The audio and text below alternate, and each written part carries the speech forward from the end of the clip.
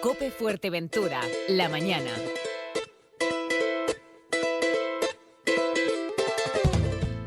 Avanzando ya en la desescalada y tratando de dejar superada la crisis sanitaria, lo cierto es que ahora nos enfrentamos a la crisis económica del COVID-19. Las administraciones públicas impulsan obra para crear empleo mientras tratan de reavivar el sector turístico.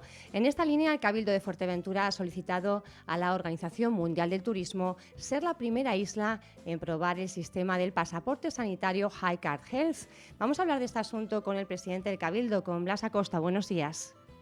Hola, ¿qué tal? Buenos días. Queríamos saber en qué consiste este pasaporte sanitario, a quiénes se entrega, cómo funciona. Bueno, la Organización Mundial del Turismo, como bien dice usted, ha elegido varios destinos en el mundo para probar este sistema, y lo que vendría a ser es tener, bueno, pues una prueba de PCR antes de viajar a ese turista, para una vez que llegue al destino, obviamente no, primero saber que no sea contagiado, o sea, que no sea portador del COVID y por tanto no afecte a la ciudadanía, en este caso en Fuerteventura si viniera, o a Canarias, pues a los trabajadores, en este caso del ámbito turístico, pero desde luego también no solo del ámbito turístico, sino de toda la industria complementaria, ¿no?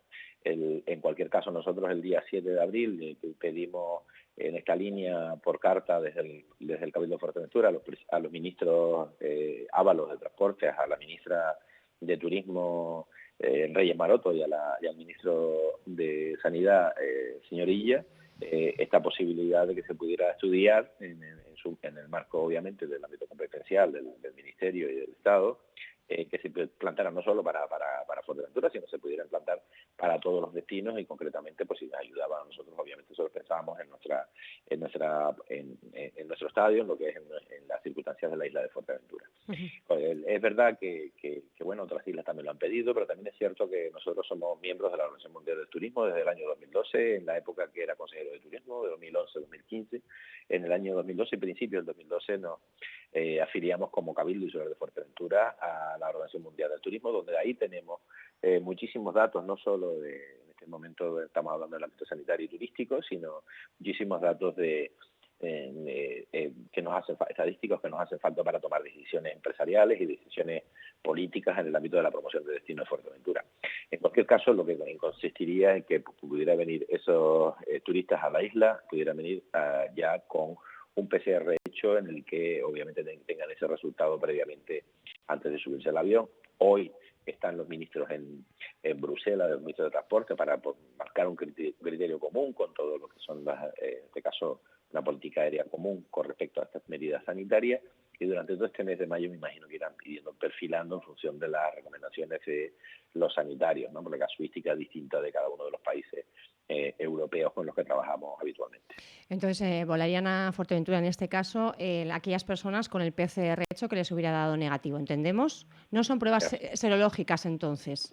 Entendemos que las más seguras son las PCR, pero bueno, eso ya es un criterio que deberá tomar la Organización Mundial del Turismo, en principio serológica, si obviamente si esa prueba tiene una fiabilidad igual que la de un PCR por encima del 99%. Uh-huh. Pero entonces, ¿cuál es la diferencia entre tener este HiCard o que le hagan simplemente una prueba serológica? Claro, porque ese HiCard lo tendrás que hacer o bien en los hospitales, en los centros de salud de referencia, previos tal, para no estar haciéndolo en los aeropuertos donde debería que desplazar personal, uh-huh. Sino que sería como un pasaporte sanitario, que fue lo que hemos pedido también nosotros, la patronal, la software, y conjuntamente con la patronal turística están trabajando en esas soluciones, y otras también durante todo el tiempo venimos a coincidir prácticamente todos en que eso es lo que vendría a poder dar posibilidades de seguridad, uh-huh. En este caso, a Canarias, sobre todo porque la inmensa mayoría, el 90-95%, por no decir el 99% de los turistas que vienen a Canarias vienen por avión. Yo creo que como bien he comentado, la patronal turística de Fuerteventura, software, en la que obviamente con la Confederación Hotelera de España y también con todos sus organismos en los que están trabajando y aportando ideas y al Ministerio de Turismo para que a su vez se evalúen en el ámbito sanitario. Esta sería una de las decisiones. Claro, yo creo que la nueva realidad, como bien dice usted y como bien es sabido por todos, va a ser sobre todo sobre la garantía sanitaria, no solo ya de los turistas, sino también de los ciudadanos, ¿no? En sí, en definitiva, irán poco a poco, una vez que se ha pasado esta primera ola, que ha creado este desafío en todos los estados, no solo en el español, sino en todo también. En todo vemos que ha habido ventas falsas de material sanitario por parte del cuasi único proveedor mundial que existía en aquel entonces, y que Europa está trabajando a marchas forzadas para tener esa posibilidad de que la industria pueda aportar todos esos elementos sanitarios que se precisan, o test serológicos, o PCR, incluso el tema de protección. Y obviamente, desde luego, si no quiere que se hunda el sector, no el sector solo turístico, sino que se hunda la economía europea, en el caso de España, con más de 70 millones de turistas, por encima un poco Francia y Italia igual, estamos hablando ya de más de 200 millones de personas que hacen turismo en esos tres grandes países de la economía europea. Tienen que tomarse medidas coordinadas y fundamentalmente desde el punto de vista seguro de la sanidad, mientras no se encuentre un remedio, una vacuna o un aumento de inmunidad a los ciudadanos, en este caso globales, ¿no? En todo este contexto, ¿cree que tiene Fuerteventura posibilidades reales de ser esa primera isla donde lleguen las personas con este tipo de pasaporte sanitario? Afortunadamente los datos nos avalan, ¿no? Hemos llegado a 44 personas, son las que han dado positivo en la isla de Fuerteventura. Actualmente solo tenemos un positivo que sigue activo a esta hora del día, y no hemos tenido la suerte que no ha habido ningún fallecido. Por lo tanto, es una isla que no ha habido, desde ese punto de vista, ha habido un contagio mayor, como ha podido ocurrir en otros territorios de este país. Claro, pero en el caso de... Perdón. Disculpe. No, dígame. Que no, le estaba diciendo que precisamente el hecho de no haber muchos contagios también nos vuelve una sociedad más vulnerable porque no tenemos personas inmunizadas. Quiero decir que un brote aquí sería bastante complicado de solventar. ¿Estamos preparados como isla para un hipotético segundo brote?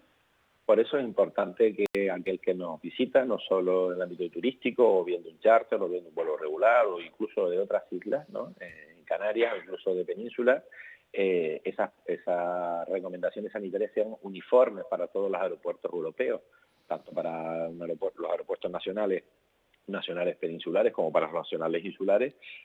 Deben de ser las mismas pruebas. Yo creo que nosotros no solo en ese vuelo de la OMT, si se elige Fuerteventura, son cuestiones desde el punto de vista de tener infraestructura sanitaria, centros de salud, hospitales y equipamiento y personal para poder atenderla.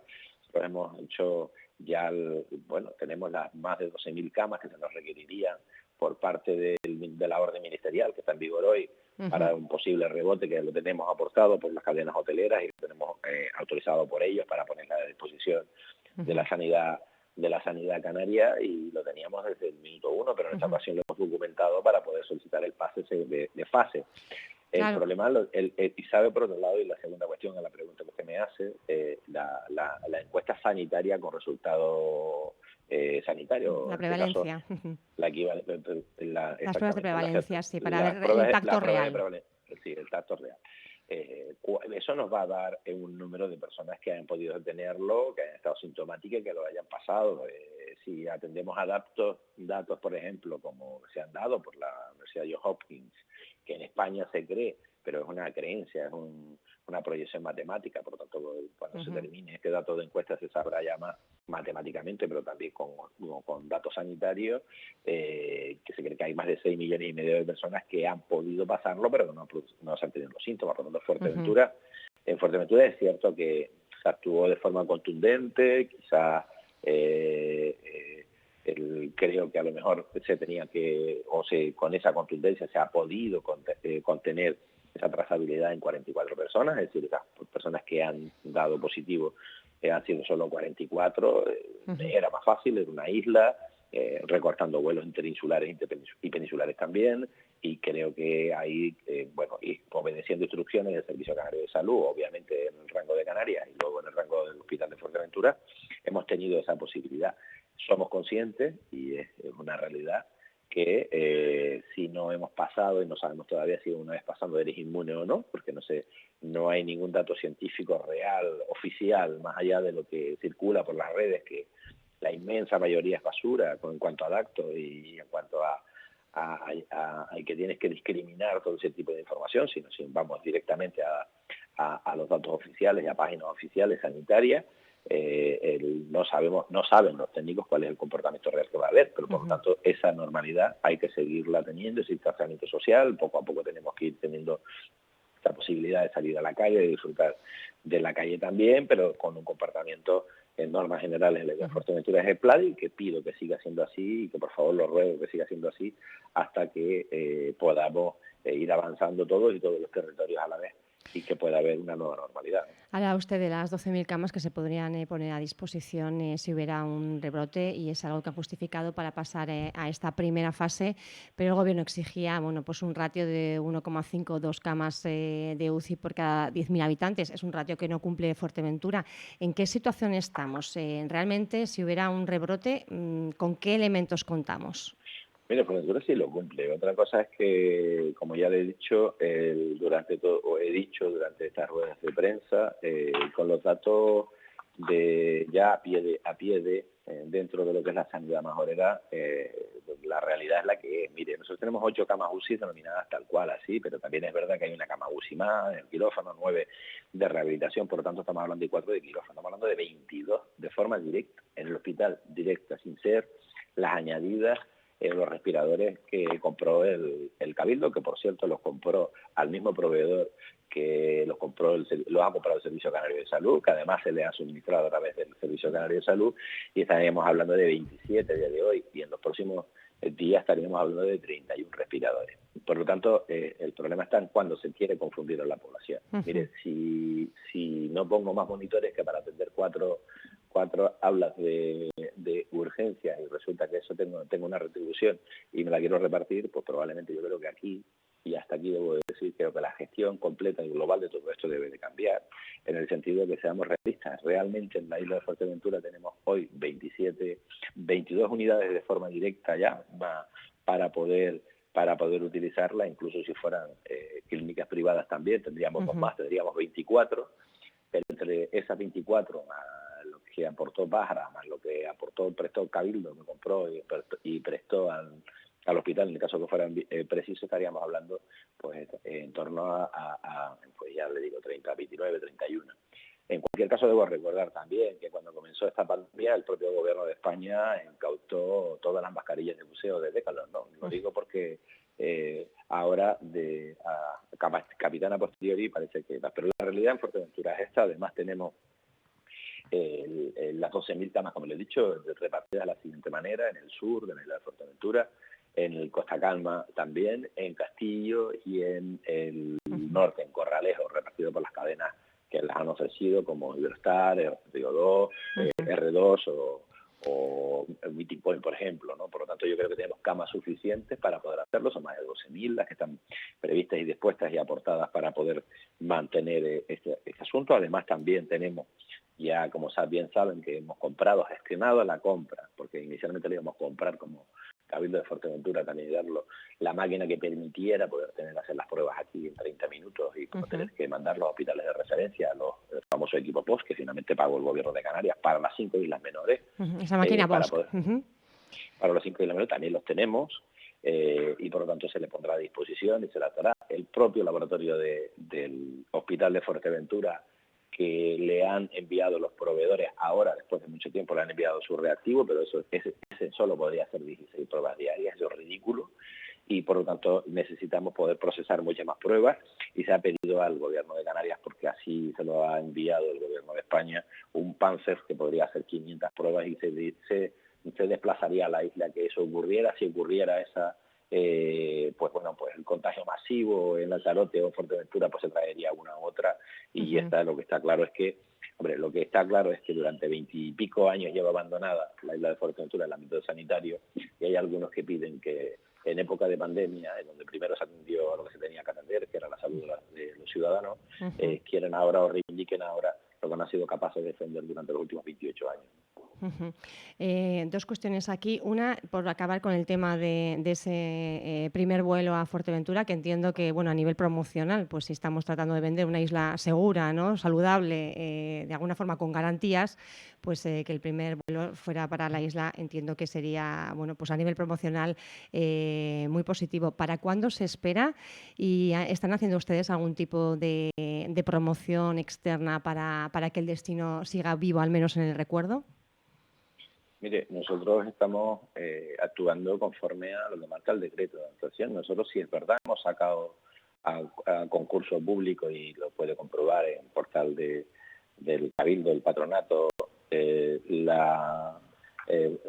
las bases para la gestión del comarketing del destino de Fuerteventura. Está expuesta en lo público para que se presenten las compañías a ello. Hemos tenido infinitas reuniones con diferentes turoperadores, sobre todo con los más importantes con los que trabajamos con Fuerteventura, y que obviamente estamos expectantes a que pues la decisión que se tiene que tomar hoy, o por lo menos en el comienzo de la reunión de hoy, de los ministros de Transporte de la Unión Europea, marquen una política común para la apertura de los aeropuertos, en este caso nacionales o internacionales, con los que trabajamos.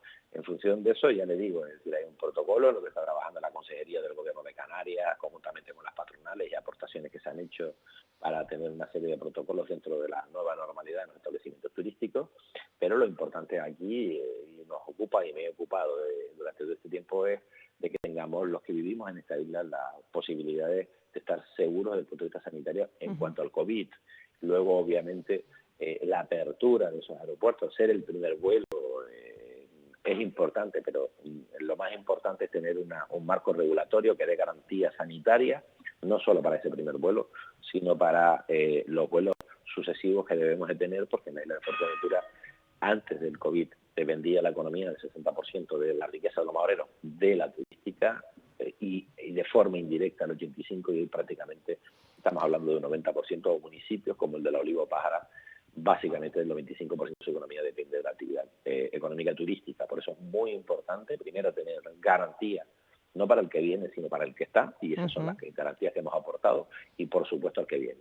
Mire, si se diera la hipótesis de ese vuelo, en ese vuelo no vendrían turistas sí, pero vendrían también medios de comunicación y sanitarios para comprobar in situ lo que en Fuerteventura dice que ofrece. Y lo que ofrece Fuerteventura son grandes distancias y posibilidades de grandes distancias en playas, que no habría esas aglomeraciones como en otros lugares, espacios abiertos en los que podría perfectamente disfrutar de sus vacaciones, tanto acuáticos como actividades complementarias a la isla de Fuerteventura, y ver in situ que efectivamente las autoridades locales pues hacen cumplir los decretos, en este caso en terrazas, en restaurantes, de aforos.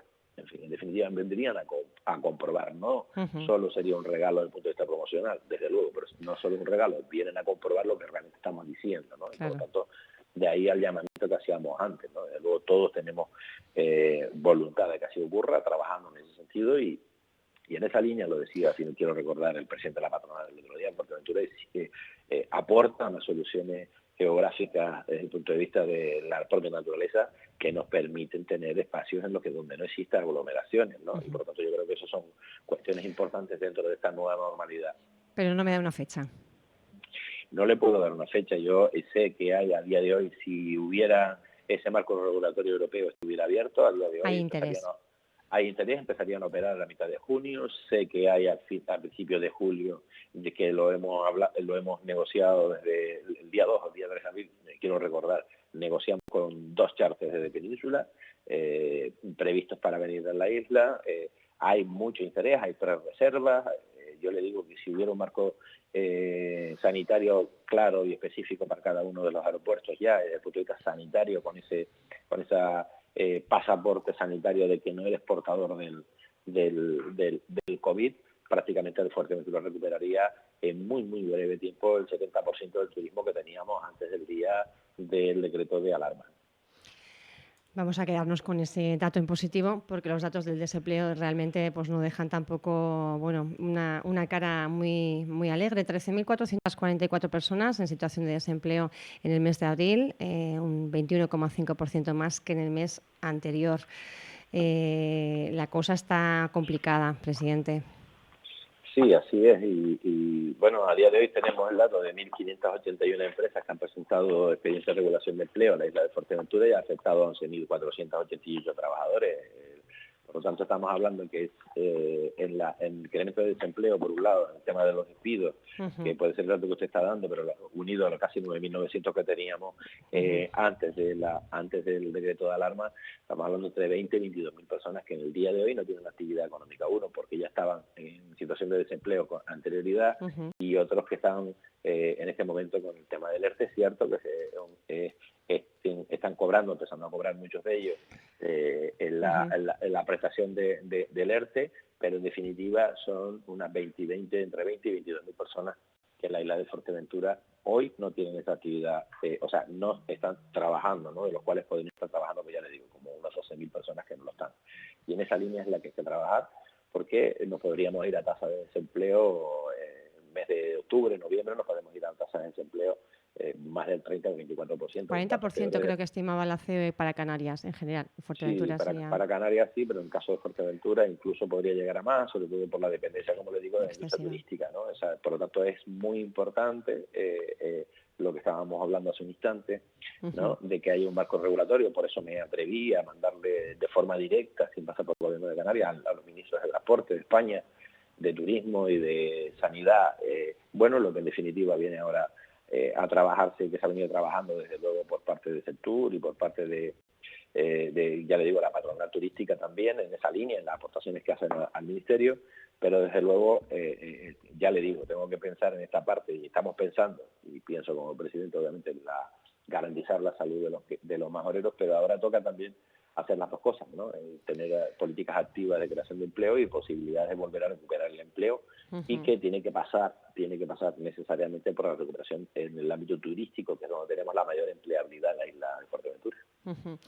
Ustedes han atendido en esta primera parte, digamos, por no llamarlo fase para no mezclar las cosas, en esa urgencia prioritaria a unas 12.000 personas, unas 3.000 familias. Hablamos de, creo que recordar que eran 4.000 niños los que me comentaba el consejero Víctor Alonso.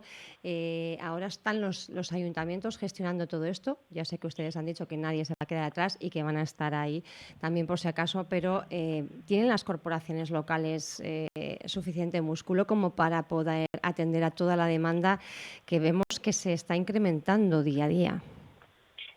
Exactamente. O sea, yo recuerdo cuando tomé la primera decisión que plantea mi grupo de gobierno tomar esa decisión, hubo que darle explicaciones. Lo basaba sobre los datos que tenía, sobre los datos que habían con el día 13, pongámonos el día anterior al decreto de alarma. Así teníamos una situación de pobreza en la isla de Fuerteventura en torno al 20% de la isla, y estábamos atendiendo a entre 650 personas y 1.000 personas diarias.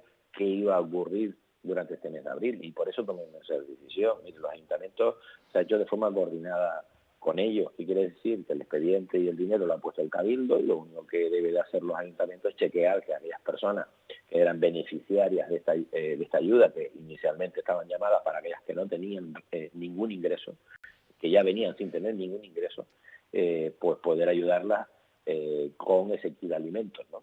Y francamente funcionó bien, y por lo tanto, una vez que se había hecho para ese primer mes de abril, se tomó la decisión y se les dijo a los ayuntamientos que se iba a tomar la siguiente decisión, que se iba a seguir manteniendo en el mes de mayo. Desde ese punto de vista no habría ningún tipo de problema.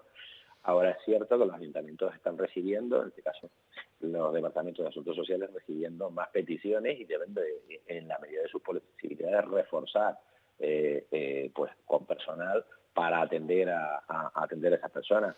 Sugerencia era que no solo en el ámbito administrativo, hay muchos trabajadores que estaban públicos que estaban asignar a los trabajadores, ¿no? Al final, claro, si no es los sacan de un departamento y los ponen en el otro, y eso es lo que tenían y eso es lo que se les ha pedido, pero los ayuntamientos son los que tienen que decidir esa cuestión. Nosotros vamos a seguir aportando esa economía para poder ir saliendo todos juntos, ¿no? Hablábamos de la gestión de las ayudas sociales que están gestionando ahora los ayuntamientos, pero ¿qué va a pasar, presidente, si al final el Gobierno no autoriza el uso de ese remanente que tienen muchas corporaciones locales y a las que están apelando, ¿no?, para poder dar salida precisamente y para atender no solo a la urgencia, a la emergencia, a la alimentación, sino también para poder, bueno, pues generar actividad económica en el municipio? No, el gobierno sí lo ha hecho ya desde el minuto uno. Estamos mezclando con liquidaciones de remanentes Con superávit. mezclamos con, Con superávit. con superávit. Entonces, Permitía un 20%, creo, es más lo que piden ellos. sí, mire, nosotros ya tenemos una previa liquidación inicial en torno a 31 millones de euros, de los cuales 6 millones se han puesto en el ámbito social, 6, el 20%.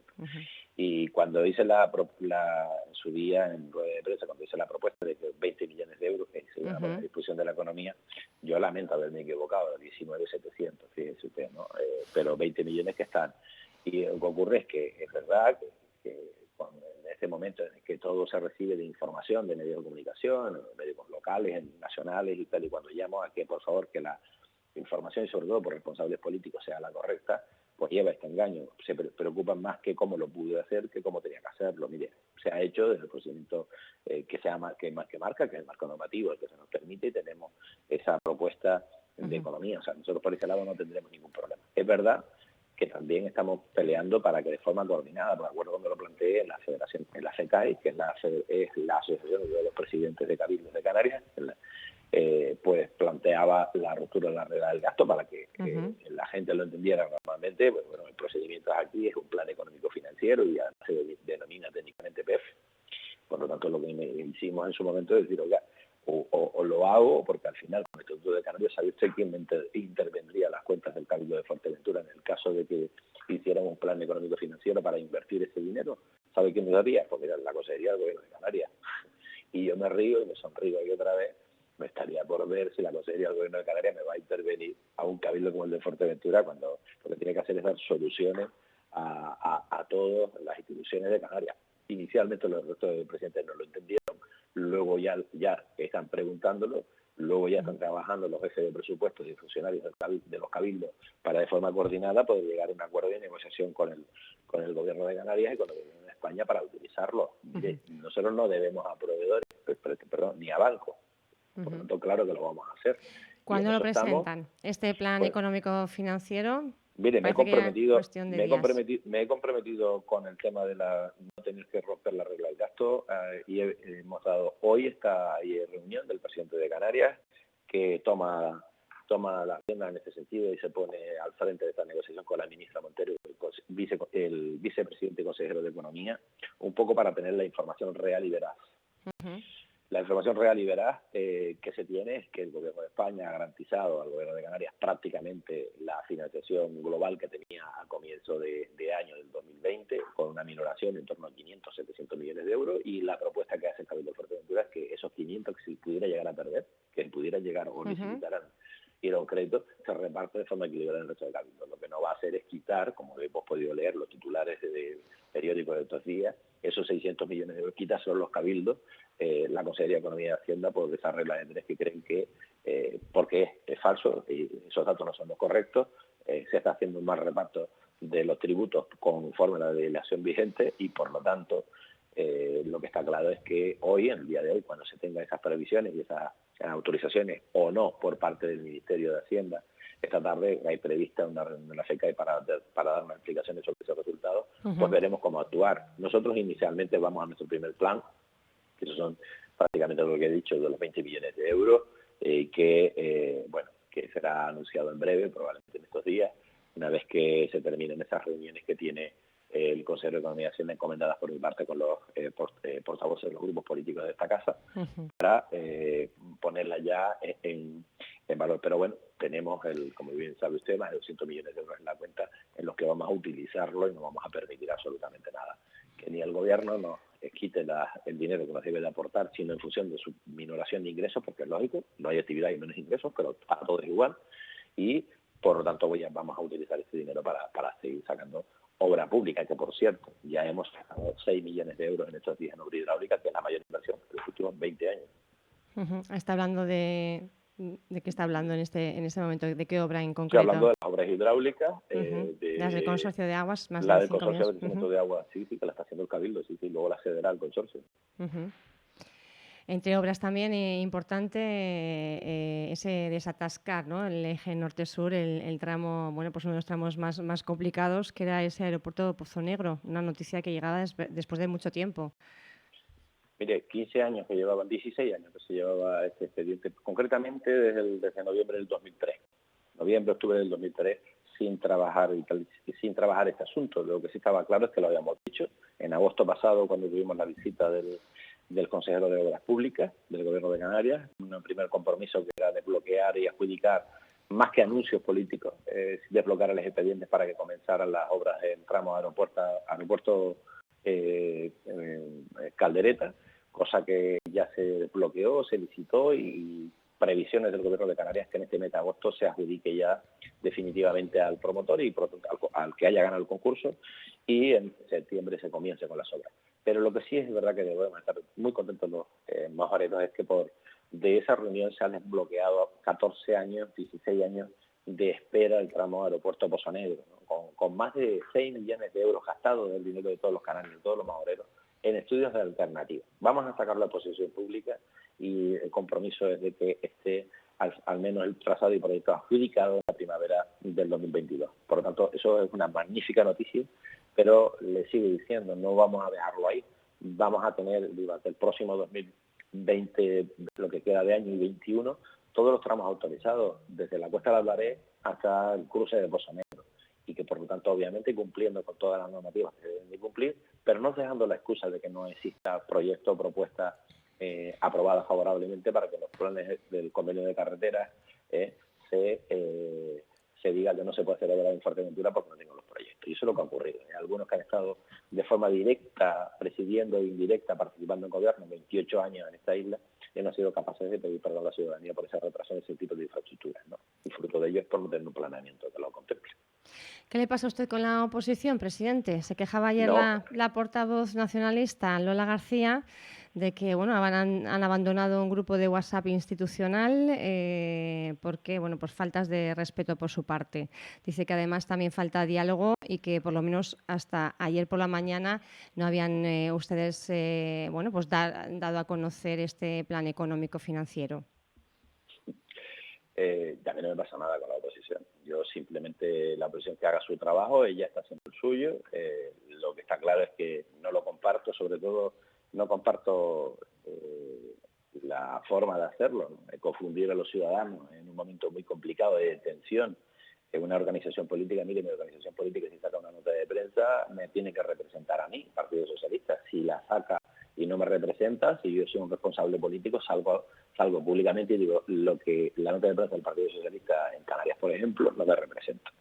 Pero para que quede claro, en este caso, cuando Coalición Canaria hace afirmaciones falsas, donde dicen que hemos comprado respiradores falsos, que es falso, donde que dicen que nosotros hacemos los test, Cabildo, falso, y donde dicen que los PCR son falsos, que no son entregados y que no se han entregado. Bueno, en fin, cuando ha confundido a la ciudadanía en un momento de máxima tensión, cuando saben perfectamente que no es así, pues entiendo que uno diga, oiga, pues mire, usted sea respetuoso. Si quiere que con eso falte el respeto, pues perfecto. Y yo, que se salga del chat de donde el secretario de la Corporación debe comunicar los plenos, ya le he dicho a ella y a los demás consejeros qué es lo que pensaba al respecto. Pues no, si no pasa nada, que entreguen los teléfonos del Cabildo que utilizan como consejeros que son para esa comunicación y que busquen otro canal de comunicación. Desde luego yo creo que la falta de respeto ninguna. El Cabildo ha estado informando durante todo este tiempo, suspendió el pleno de marzo por imperativo legal, el de marzo. Hoy precisamente en la Oliva se está celebrando un pleno. Vale, iba a preguntar. Porque sí que lo ha bloqueado Coalición Canaria allí para celebrarlo. No es verdad que se haya presentado una moción de censura en COVID, no es en absoluto, te has apoyado en el COVID para no celebrar la censura y hacer una pila de anuncios durante todo este tiempo que nada tiene que ver. Se ha celebrado no uno en abril, sino 2 plenos en abril, 2, cuando tenemos que hacer uno nada más. Y no solo no se ha celebrado una junta de portavoces, se han celebrado varias juntas de portavoces, al menos 3, e incluso con el tema del COVID para dar información, 2.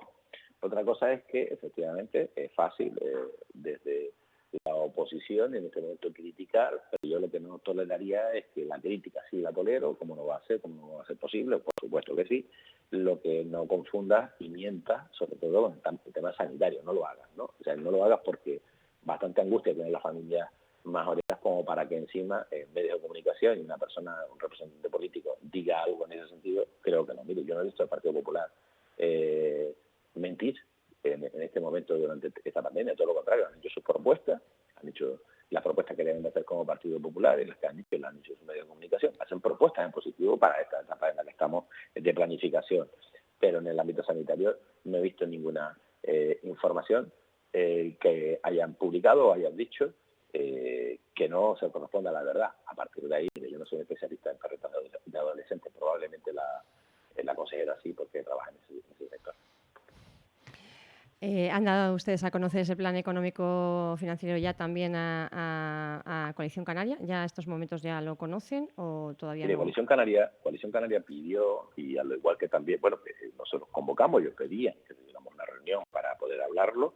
En el último pleno se acordó que el consejero de Economía y Hacienda se reuniría con los portavoces de los partidos políticos del Cabildo, que no solo Coalición Canaria, pero los portavoces de Parecía que se recuperaba la sintonía en esa reunión, pero no sé qué pasó más tarde. Y muy bien, y ahí pues lo que se habló, y según lo que se me informó por mi parte de mi consejero, bueno, básicamente lo que se haya aportado allí, pues lo tendrán, y estos días pues el consejero convocará a esos portavoces para ver cuál es la propuesta. Pero mire, yo le digo una cosa, el gobierno tiene la propuesta que tiene, ya le ha hecho el relato de lo que tiene, y por el simple hecho de que tú presentes por escrito tu programa electoral el 19 de marzo, no hay por qué hacerlo, tu programa electoral no lo quiso la gente, porque eso está en la oposición.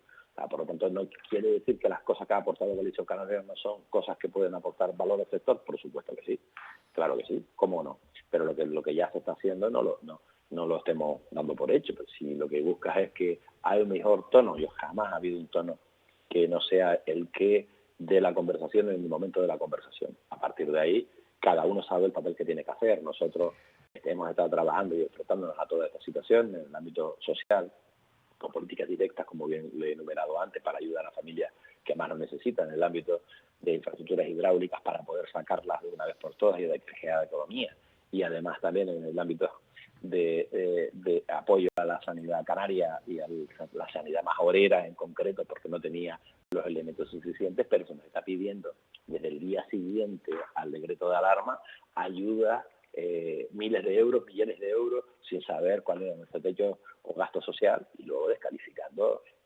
la presentación en la rueda de prensa que se hacía desde el gobierno. Mire, eso es lo que indica es no un profundo desconocimiento de cómo funciona la administración, porque de hecho quien apartada está, se ha tomado el liderazgo de las reclamaciones y reivindicaciones, no ya quien está en este cabildo, sino quien dirige esa organización política, ¿no? Apartada está de decir, quítate que voy a empezar a hacer declaraciones con respecto a absolutamente todos los sectores. Y eso es más que evidente. Por lo tanto, lo que está claro es que si es para aportar, bienvenido sea.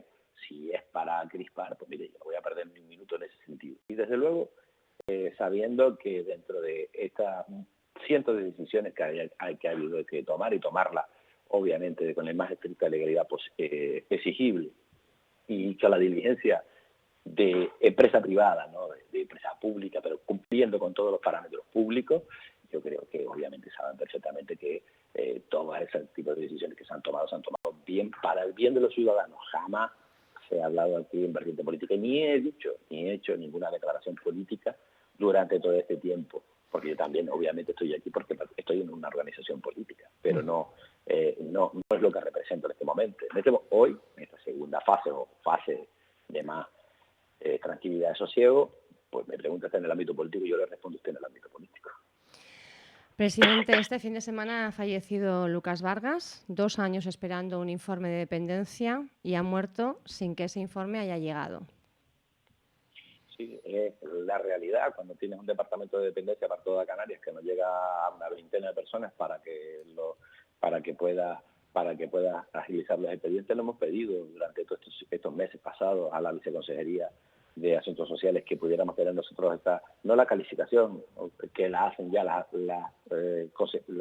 concejalías de Asuntos Sociales de los ayuntamientos, sino sí la inscripción en el sistema para que no estemos tardando tanto tiempo. Pero en el caso de Lucas, obviamente el que lamentamos y el que mando un fuerte abrazo a su familia, pero en el caso de muchas familias de la isla de Fuerteventura que están extendiendo por esa inscripción directamente en el sistema. Y en eso, como ya le he dicho hace un instante, es decir, es lo que nos estamos ocupando y nos vamos a ocupar incluso para las infraestructuras sanitarias que en la isla de Fuerteventura no se han hecho. Y en eso la propuesta del gobierno va en ese sentido, en lo que realmente importa en este momento, tener las infraestructuras y personal suficiente para atendernos desde un punto de vista sanitario y poder atender todas las derivadas de las leyes de protección que existen en este país, a propósito, creadas por el PSOE, porque ahora será responsable el PSOE del que no haya hecho este tipo de inscripciones, ¿no? Creadas por el Partido Socialista y criticadas obviamente por los demás, apuntadas al carro cuando interesa. Pero en cualquier caso aquí lo que importa es que tengamos un sistema autónomo desde el punto de vista de la inscripción, de las prestaciones, de la solicitud de las personas que lo necesitan y y sobre todo un sistema sanitario que no estemos a la cola, como nos tienen a la cola los que han estado dirigiendo de forma presencial esta isla durante los últimos 28 años. Una de las consecuencias de este COVID-19 es, yo creo que en general vemos la necesidad de apuntalar el sistema público de salud. Entiendo que en esta línea van también con el Gobierno de Canarias, más allá de este COVID. Sí, pero yo no me gustaría salvarme ese anuncio del Gobierno de Canarias. Está muy bien, ese anuncio no lo han hecho durante mucho tiempo y yo ya, como con el marco competitivo de la ley de Cabildo por medio, nosotros somos suficientemente autónomos y competentes para poder avanzar en este sentido. Y creo que más allá de esos anuncios me gustaría que eso se plasme en un documento y se firme un acuerdo en el que se refrende en ambos plenos, en el Consejo de Gobierno de Canarias y en el Consejo de Gobierno de Fuerteventura. Lo digo porque a tal caso no se sabe por parte de los responsables quién fue presidente o vicepresidente de Canarias, cuál es la situación sanitaria en la isla de Fuerteventura, además siendo sanitario como lo es. Por lo tanto, yo ya no me creo ni me fío absolutamente de nada. Sé las buenas intenciones, pero esas buenas intenciones se tienen que plasmar en ficha financiera que gestiona el Cabildo de Fuerteventura. Y ya lo ha hecho, ¿eh? Fíjese, y este presidente ya se lo ha hecho. En la época de Reldós, además, en el ámbito sanitario, el Centro de Salud de Costa Calma, era yo concejal de planificación del Ayuntamiento de Pájara. Pagó el Servicio Canario de Salud, pero quien lo sacó a licitación y adjudicó fue el Ayuntamiento de Pájara y se hizo en tiempo récord, en 9 meses, fíjese.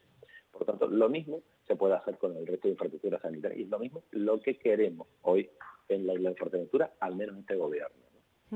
Por último, ya finalizando, hoy precisamente pleno en La Oliva, lo adelantaba usted, para suspender, para levantar esa suspensión que había de los trámites y que corran los 8 días, ¿verdad?, para poder materializar esa moción de censura contra el alcalde Isaí Blanco. Yo le pregunto, ¿es oportuno en este momento? Sabemos que se presentó la moción 2 días antes de proclamarse ese estado de alarma.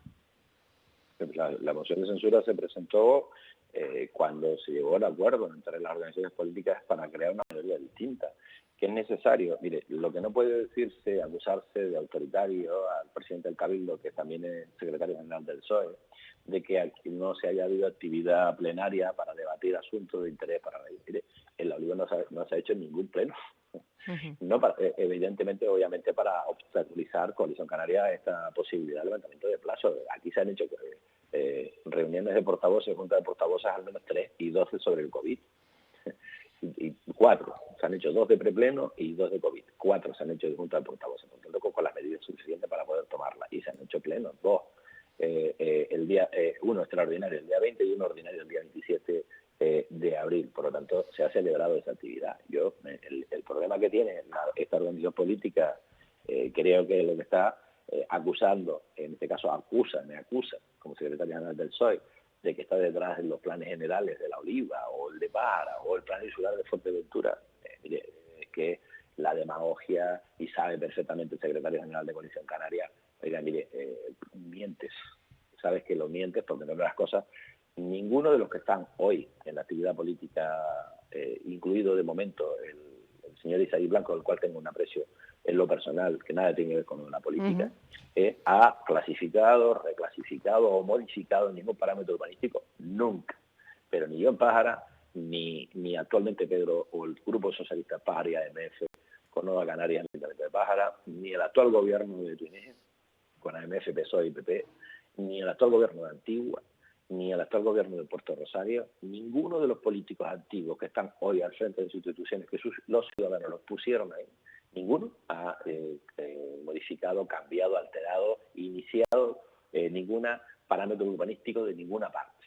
Pero, sin embargo, tienes al secretario general de Coalición Canaria diciendo mentiras. Él estuvo 16 años de consejero en el Cabildo y 2 años de presidente. En los últimos 28 años, toda la clasificación de los planes generales, el de Pájara, el de las enormes sociedades de La Oliva, las antiguas, las de Puerto del Rosario, con un alcalde suyo, todas ha tenido que ver él, o ha estado en el gobierno insular, presidiéndolo, o consejero, o mandando dentro de la estructura de Coalición Canaria. Por lo tanto, si no nos gusta el urbanismo, que es desacermado y barraquismo en la isla de Fuerteventura, es culpa del señor Mario Cabrera.